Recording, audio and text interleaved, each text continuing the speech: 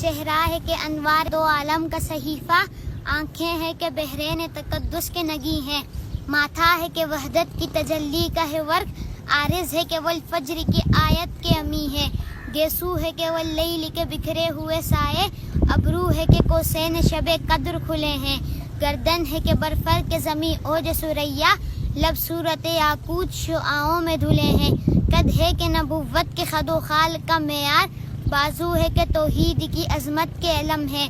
سینہ ہے کہ رمز دل ہستی کا خزینہ، پلکیں ہیں کہ الفاظ رخ لوح و قلم ہے، باتیں ہیں کہ طوبا کی چٹکتی ہوئی کلیاں، لہجہ ہے کہ یزداں کی زباں بول رہی ہے، خطبے ہیں کہ ساون کے امنڈتے ہوئے بادل، قرأت ہے کہ اسرار جہاں کھول رہی ہے،